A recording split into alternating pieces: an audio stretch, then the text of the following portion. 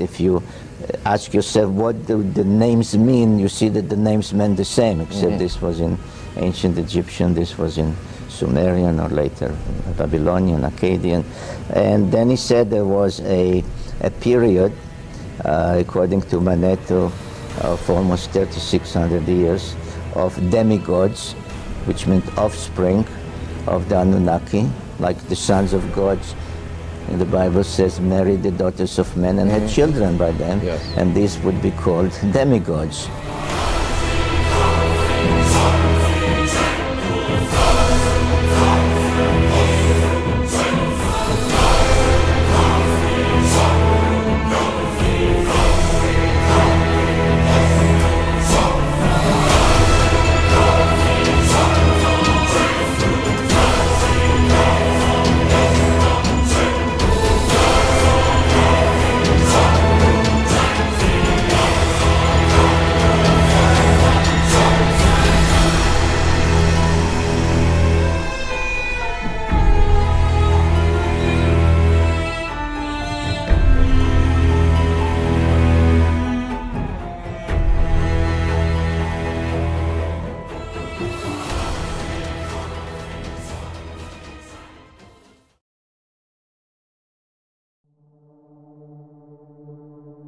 Incredible as it may sound, a document exists that describes the first war in which the gods involved mortal men.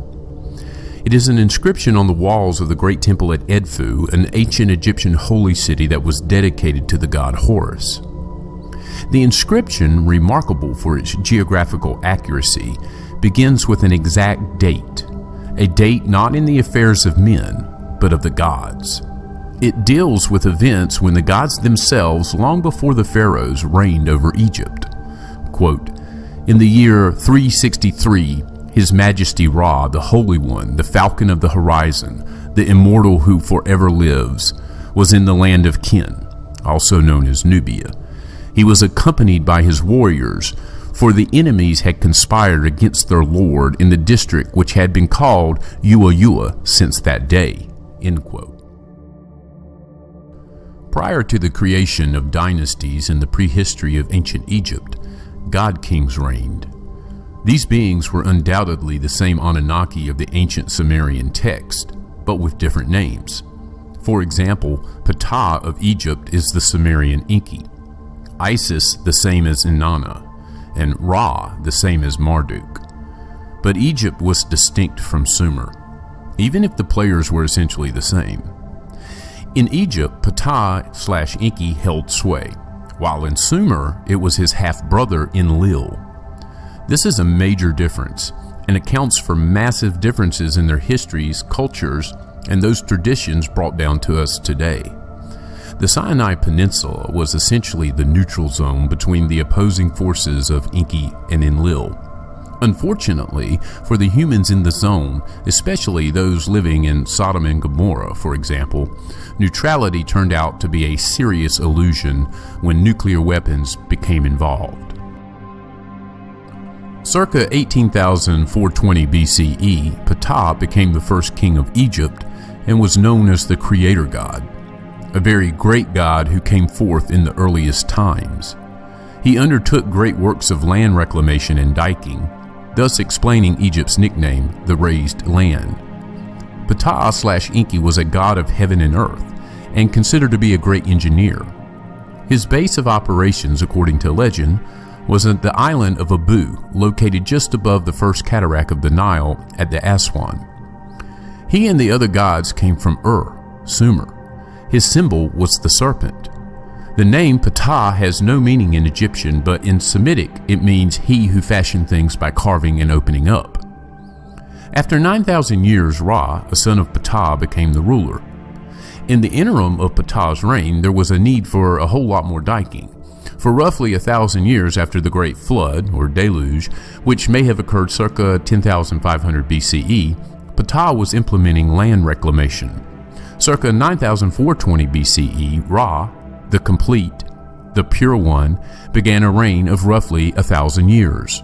Ra is reputed to have also come to Earth from the, quote, planet of millions of years, end quote, in a celestial barge which was later kept at Anu, also known as Heliopolis.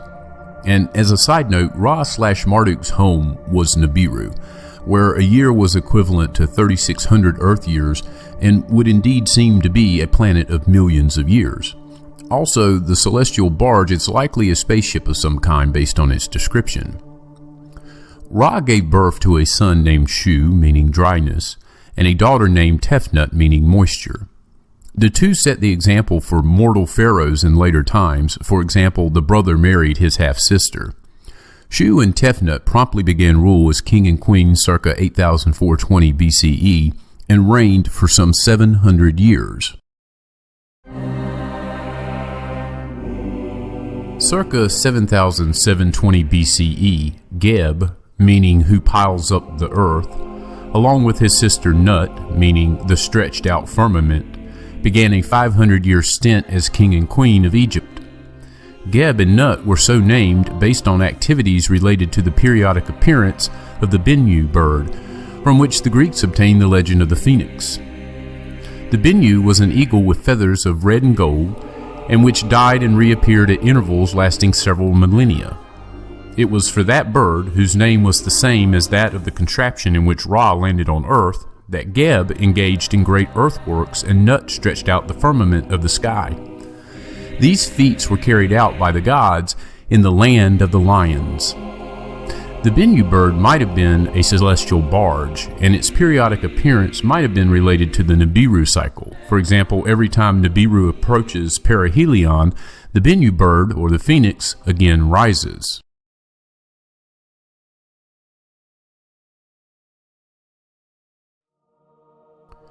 Geb and Nut turned over the direct rule of Egypt to their 4 children: Asar, meaning the all-seeing, whom the Greeks called Osiris, his sister wife Ast, also known as Isis, Seth, and his wife Nephthys, also known as Nephat, meaning lady of the house.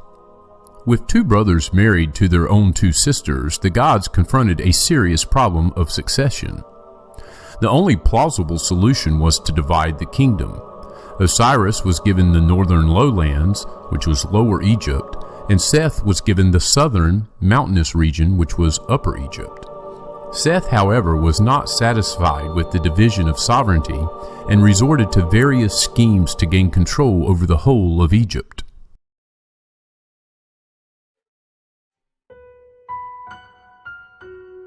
Scholars have assumed that the sole motive of Seth was a craving for power. But once one grasps what the gods' rules of succession were, it becomes possible to understand the profound effect these rules had upon the affairs of the gods, and then of human kings. Since the gods, and then men, could have, in addition to the official spouse, 1 or more concubines, as well as beget children through illicit love affairs, the first rule of succession was this: the son firstborn to the official spouse was the heir to the throne. If the official spouse bore no son, the son firstborn to any of the concubines became the heir. However, if at any time, even after the birth of the firstborn heir, a son was born to the ruler by his own half-sister, the son superseded the firstborn and became the legal heir. It was this custom that was the cause of much rivalry and strife among the gods of heaven and earth, and, we suggest, explains the basic motivation of Seth. Our source for this suggestion is Plutarch, a historian biographer of the 1st century AD who wrote down for the Greeks and Romans of his time the legendary histories of the Near Eastern gods. The Egyptian sources on which he relied were believed at the time to have been writings of the god Thoth himself, who, as the scribe of the gods, recorded for all times their histories and deeds upon this earth.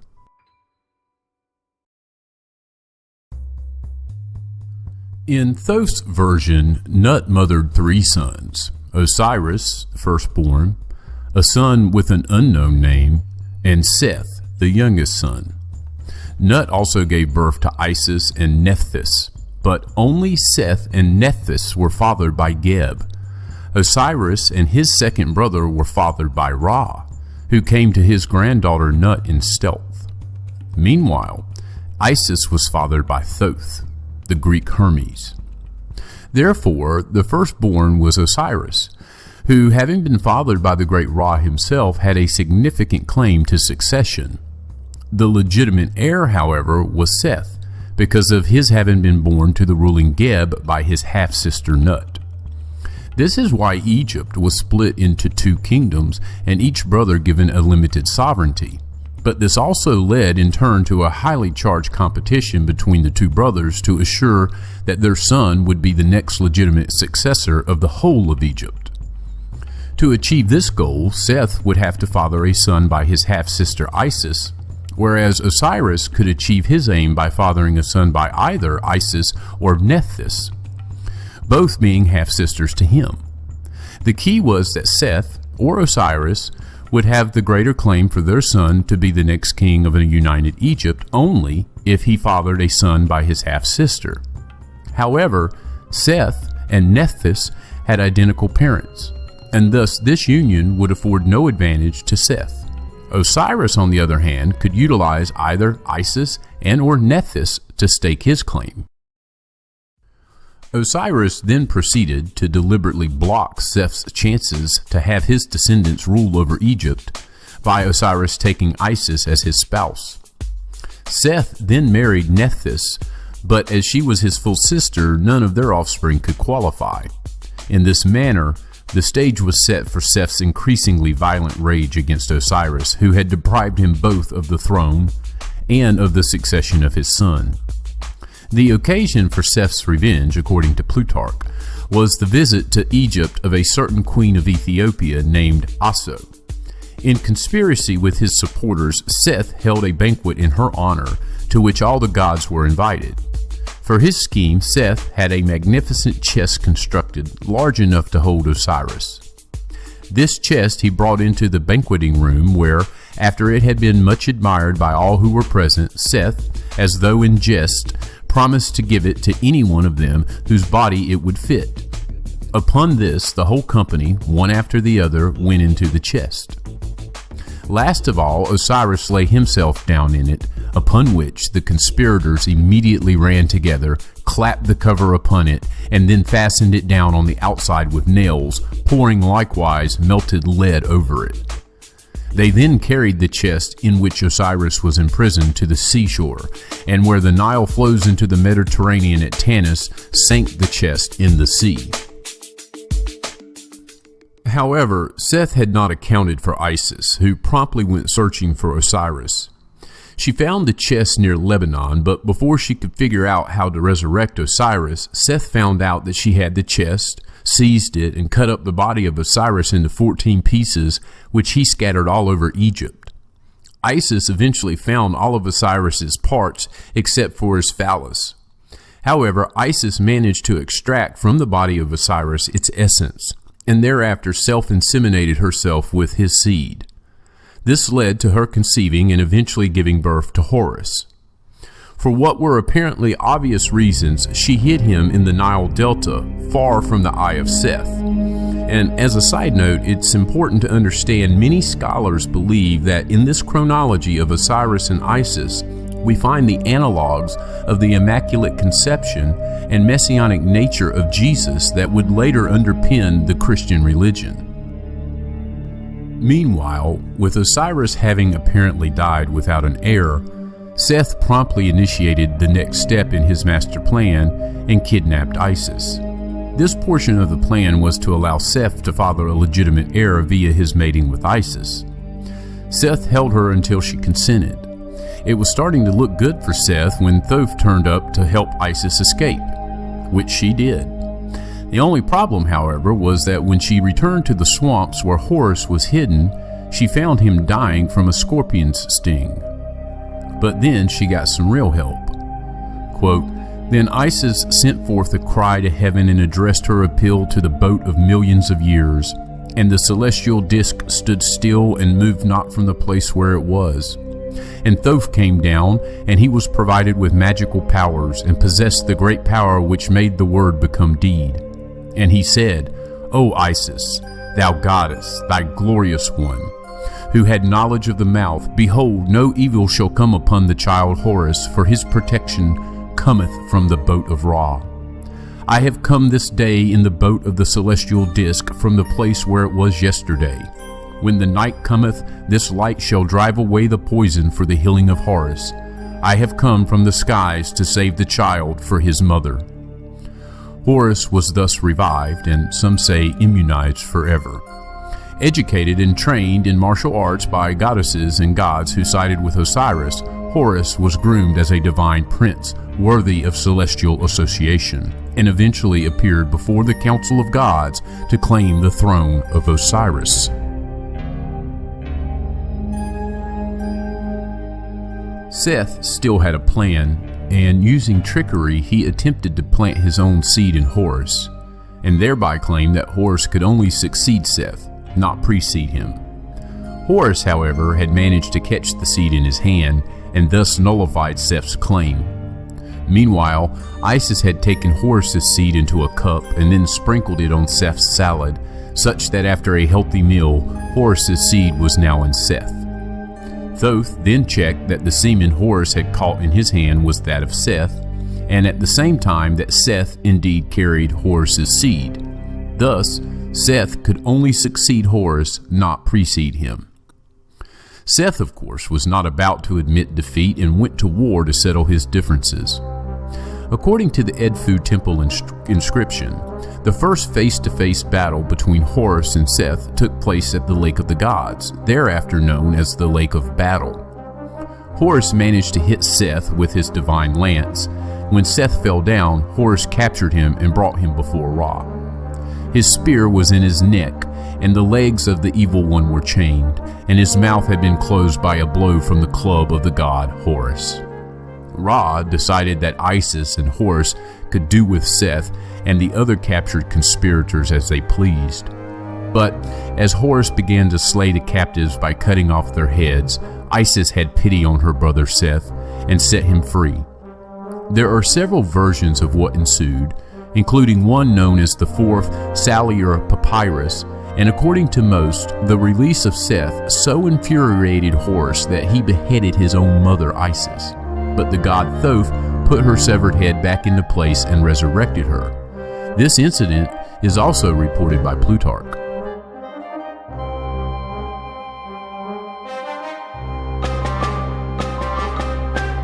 After his escape, Seth at first hid in a subterranean tunnel. After a lull of 6 days, a series of aerial battles ensued. Horus took to the air in a nar, meaning fiery pillar, which was depicted as an elongated cylindrical vessel equipped with fins or short wings. Its bulkhead contained 2 eyes, which kept changing color from blue to red and back to blue. From the rear, jet-like trails were shown from the front. The contraption spewed out rays. The text described a battle that ranged far and wide, and the first to be hit was Horus. Struck by a bolt of light from Seth's vehicle, the Nar lost one of its eyes, and Horus continued the fight from the winged disk of Ra. From out of this, he shot a harpoon at Seth. Now Seth was hit and lost his testicles.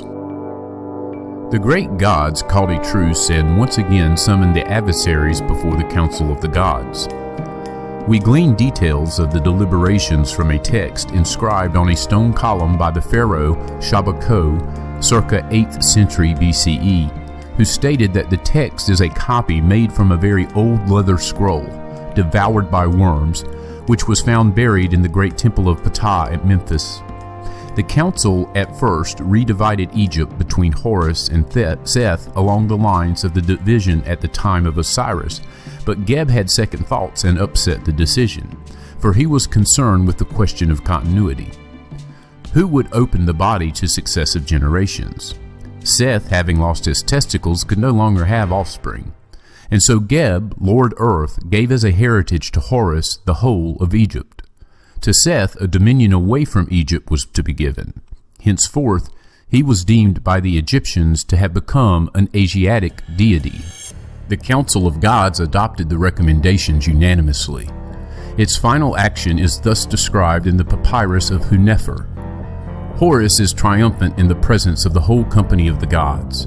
The sovereignty over the world hath been given unto him, and his dominion is in the uttermost parts of earth. The throne of the god Geb hath been adjudged unto him, along with the rank which hath been founded by the god Su.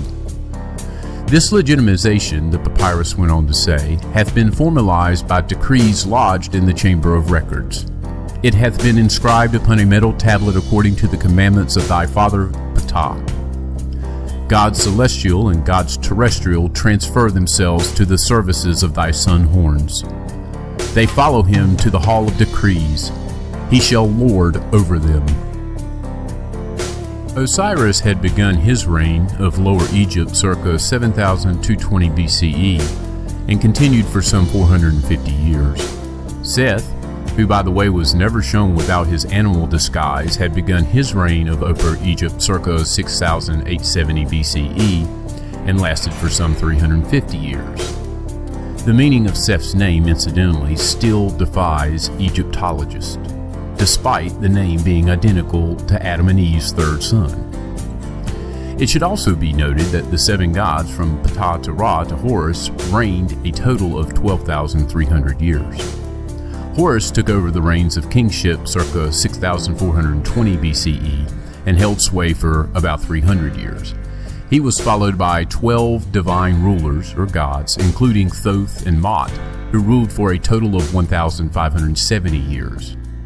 They were followed in turn by 38 demigods, who ruled for some 3,650 years, beginning circa 4,550 BCE. The Turin Papyrus, from the time of Ramses II, lists Ra, Geb, Osiris, Seth, and Horus as the kings of Egypt, and later Thoth and Mot and others.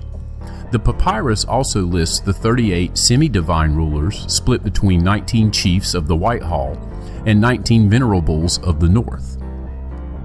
Between the semi-divine rulers and Menes, beginning circa 2900 BCE, human kings ruled under the patronage of Horus, their epitaph being Shamsu-Hor. For some 350 years, these human kings ruled over what was apparently a chaotic time period. Names of those who wore only the red cap of Lower Egypt include Scorpion, Ka, Caesar, Narmer, and Sma. This dynasty is considered by some scholars as Dynasty 0. Circa 2550 BCE, the human ruler, Menes, reunited Upper and Lower Egypt and established his capital at Memphis. He was followed by 8 or 9 other kings, all of whom collectively formed the first dynasty of the Old Kingdom of Egypt. Other scholars place Menes as beginning his reign circa 3130 BCE. However, when one accounts for the 580 ghost years proposed by Immanuel Velikovsky in his Ages in Chaos thesis, the more likely date is 2550 BCE.